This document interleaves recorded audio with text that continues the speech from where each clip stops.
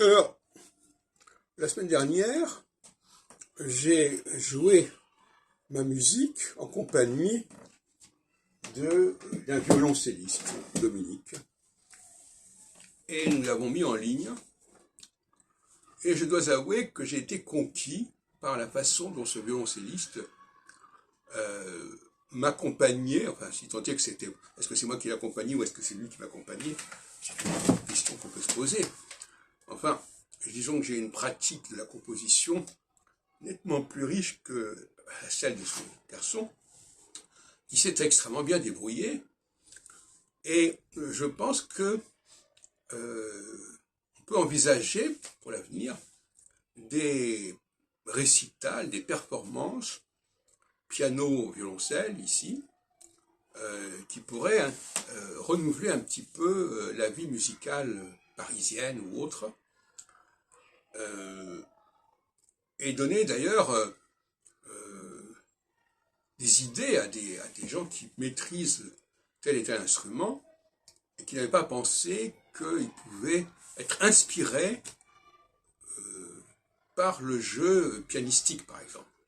Alors c'est un peu paradoxal parce que souvent on présente le piano comme accompagnant les cordes, mais je pense qu'on peut inverser les choses parce que le piano est un instrument qui est beaucoup plus doué pour composer que les autres instruments, enfin c'est mon point de vue. Et par conséquent, c'est plutôt le piano qui est accompagné par le violoncelle, par le violon, ou par la contrebasse, etc. Et par conséquent, en revanche, je voudrais quand même ajouter qu'il faudrait, puisqu'on fait des enregistrements, il faut le faire dans des bonnes conditions. Et c'est-à-dire qu'il faut d'abord bien enregistrer la performance et aussi la reproduire dans de bonnes conditions d'écoute. Et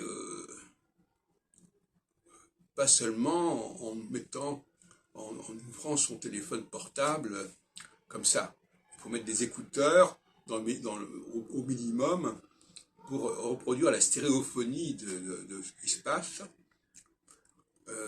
Autrement, il y a un appauvrissement de la performance musicale qui est tout à fait dommageable. Mais donc je vous engage vivement à aller écouter les deux vidéos qui s'appellent Improvisation 1 et 2, avec donc moi, Jacques Albron, et GHB aussi, comme on disait à un certain moment, et Dominique. Et je crois que nous allons rééditer les opportunités de ce genre, mais j'ai découvert que ce garçon, Dominique, avait un véritable talent pour cette musique que je produis, et qui est maintenant une blind music, c'est-à-dire que je joue sans regarder le clavier, sans regarder une partition qui n'existe pas.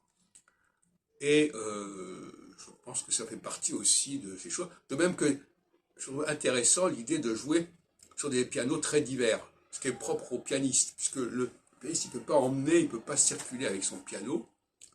Et donc il faut qu'il s'adapte et qu'il dompte le piano à chaque occasion. Et je trouve que c'est très créatif.